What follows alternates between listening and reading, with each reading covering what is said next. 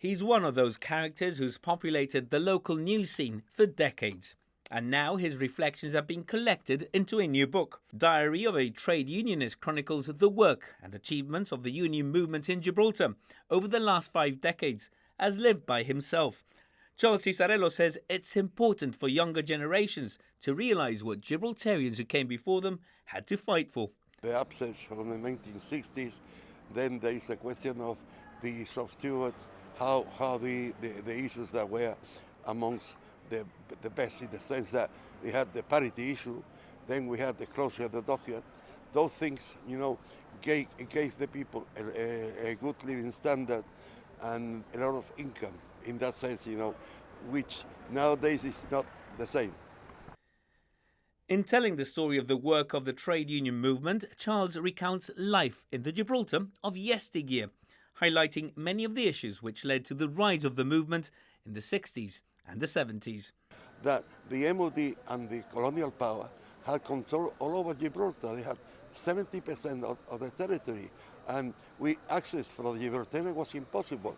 We were, let's say in a nutshell, we were Gibraltarian living in a foreign land. Having been involved in the movement for over 50 years, Charles recalls the agreement from which nurses gained a 27% salarial increase, and many others which provided the working class with an improvement to not just their working conditions, but importantly, to their everyday lives. The union really started to work as from the 1960s.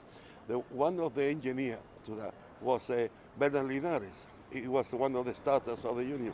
Then gradually Bossano came in and upset the union a lot, in the sense that he achieved many things. Fast forward to the present day and ask about the relevance and importance of unions nowadays, when so much has already been secured and written into law.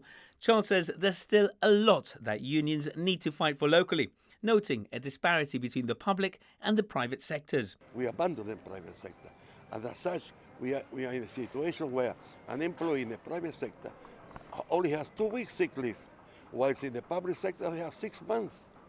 Other things like the holidays, the question of the pension, very few have pension, whilst in the public sector they all have pension.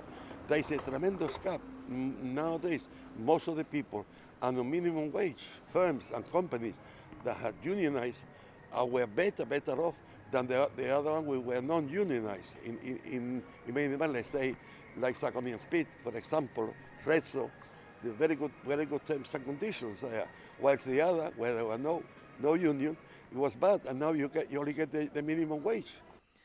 He calls on the younger generations to unionize. Young people nowadays are on worse conditions than before, because before we used to fight for long term, for full-timers. Now we have contract of employment. Before they never existed. You went into a place to work indefinitely. Diary of a Trade Unionist in Gibraltar is now available at all the usual book-selling points, including the Heritage Trust Shop.